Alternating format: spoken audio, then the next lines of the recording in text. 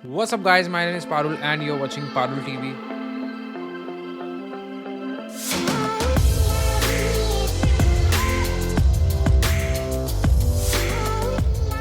तो हाँ जी दोस्तों, आज की वीडियो में हम बात करने जा रहे हैं about the latest news from Quebec government. Immigration news है। तो जो बच्चे क्यूबेक इंटरनेशनल स्टूडेंट्स यहाँ पढ़ने की तैयारी कर रहे थे, यहाँ पढ़ने आ रहे हैं, प्लीज़ इस वीडियो को एंड तक ज़रूर देखो और अपने फ्रेंड्स के साथ भी शेयर करो, because this is very important for your future. तो आपने ये तो सुना ही होगा कि क्यूबेक गवर्नमेंट ने अब रिसेंटली अनाउंस किया है कि पोस्ट ग्रेजुएट वर्क परमिट जो है वो सितंबर 2023 ऑनवर्ड्स जो बच्चे यहाँ पढ़ने आएंगे उन्हें नहीं मिलेगा।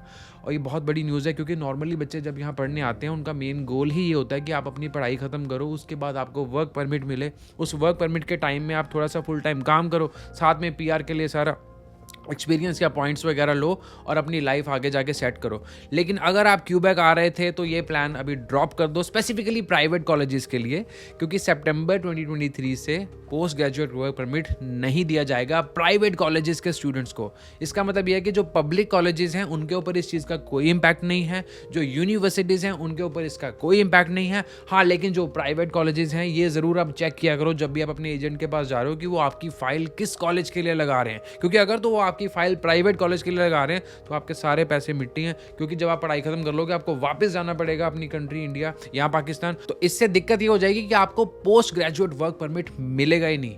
तो ये तो होगी जी न्यूज़। इसका लिंक मैं नीचे दे रहा हूँ डिस्क्रिप्शन में, जाके पूरी डिटेल में पढ़ो। आइए अब बात करते हैं कि ये ऐसा हुआ क्यों है क्यूबेक के अंदर और स्पेसिफिकली प्राइवेट कॉलेजेस के साथ क्यों हुआ है। Let's begin.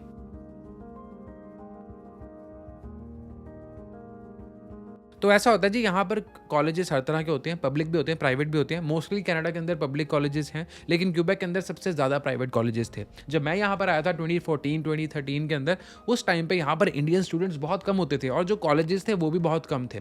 तो जितने भी ये एजुकेशनल कंसल्टेंट्स हैं या इन्वेस्टर्स हैं, इन्होंने अपॉर्चुनिटी देखी कि यहाँ पर कॉलेजेस कम है, तो प्राइवेट कॉलेजेस बना के इन्होंने रजिस्टर कर लिया, विच इज़ फाइन। हर जगह पर प्राइवेट कॉलेजेस होते हैं।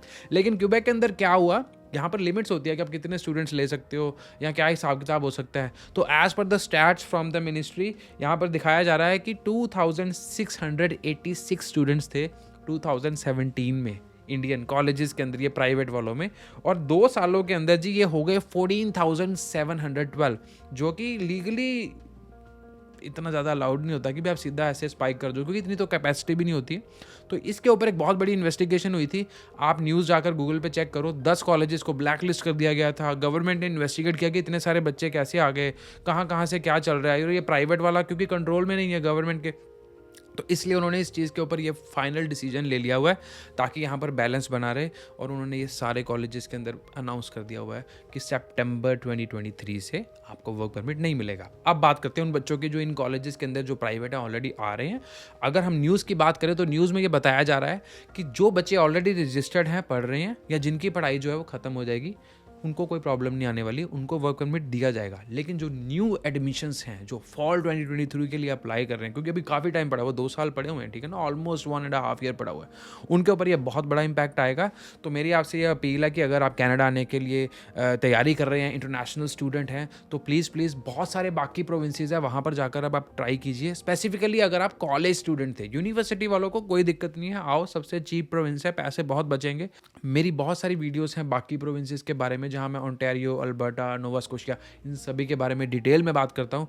तो प्लीज़ उन वीडियोज़ को जाके चेक करो और वहाँ पर जाकर अपॉर्चुनिटीज़ देखो, बिकॉज वहाँ पर ऐसे के इश्यूज़ नहीं हैं। क्यूबेक साथ में एक ऐसे की स्टेट भी है जो कि पूरे कनाडा से थोड़ा सा अलग चलता है, तो यहाँ पर रूल्स के जो स्विचेस हैं वो बहुत जल्दी ऊपर नीचे करते रहते हैं। ये भी एक बहुत बड़ा चैलेंज है। दूसरी चीज़ यहाँ पर ये भी एक बहुत बड़ी चैलेंज आ जाती है, वो ये है कि यहाँ पर फ्रेंच लैंग्वेज का जो है वो हमेशा ब्लॉकर रहता है, स्पेसिफिकली फॉर इंटरनेशनल स्टूडेंट्स और immigrants who are coming to Canada, क्योंकि उनके पास फ्रेंच लैंग्वेज जो प्रोफिशिएंसी है वो नहीं होती है, जिसके कारण उनको जो जॉब्स होती हैं वो टीयर 2 या टीयर 3 करनी पड़ती हैं, कस्टमर फेसिंग जॉब्स नहीं मिलती हैं, जो कि बाकी प्रोविंसेस में चैलेंज नहीं है।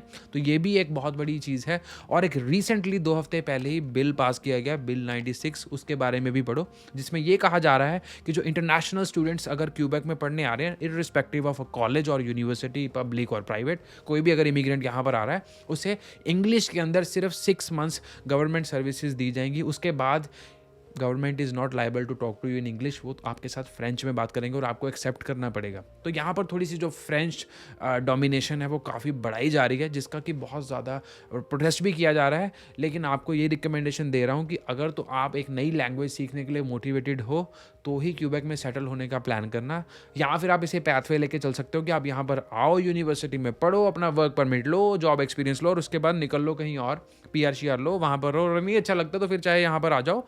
बट अगर आप डायरेक्टली यहाँ पर आकर सोच रहे हैं कि एक बार आगे, जैसे मैं यहाँ पर आया फिर यहीं का ही हो गया, तो फ्रेंच इज़ वेरी इंपॉर्टेंट। अगर मैं अपनी बात भी करूँ तो मेरा नेबरहुड जो मैं जहाँ पर घर लेकर रह रहा हूँ, यहाँ पे कोई इंग्लिश नहीं बोलता, तो फ्रेंच के साथ ही यहाँ पर काम चलाना पड़ता है। और इंग्लिश नहीं बोलता, इसीलिए यहाँ पर जो एशियन कम्युनिटी है या इंडियन कम्युनिटी है वो बहुत कम है स्पेसिफिकली इस एरिया में।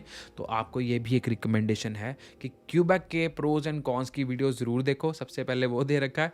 तो हाँ जी दोस्तों, ये थी मेरी आज की video about the latest news from Quebec government about this work permit thing. अगर आप यहाँ आ रहे हैं तो टेंशन मत लो, जिन्होंने एडमिशन ले ली हुई है ये मत समझना कि आपकी ज़िंदगी ख़राब हो गई है।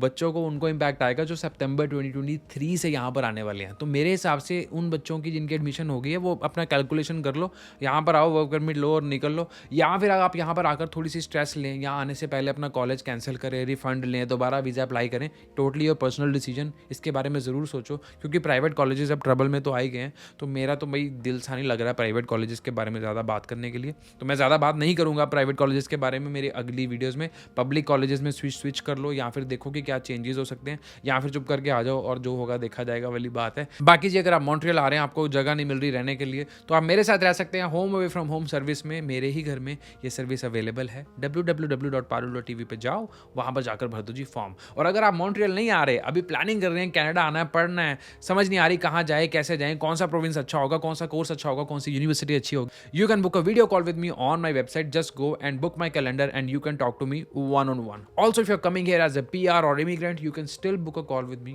talk to me and ask me any questions related to settling in Canada. Instagram पे ज़रूर फॉलो कर दो, क्योंकि वहाँ पर मैं रील्स ज़्यादा अपलोड करता हूँ एज़ कम्पेयर टू यूट्यूब, क्योंकि यूट्यूब वीडियो प्रोडक्शन के लिए थोड़ा सा टाइम लग जाता है। बाकी वीडियोज़ आते रहेंगे जब हर हफ्ते एक एक करके। पिछले महीने मैंने बताया कि थोड़ा सा बीमार हो गया था, लेकिन अब भी everything is fine. So back to channel, back to online mode. और चैनल को कर दो जी सब्सक्राइब, रेड कलर के सब्सक्राइब बटन के ऊपर क्लिक करते। तो यही थी जी आज की वीडियो। मिलते हैं next week with another vlog. Till then keep watching Parul TV.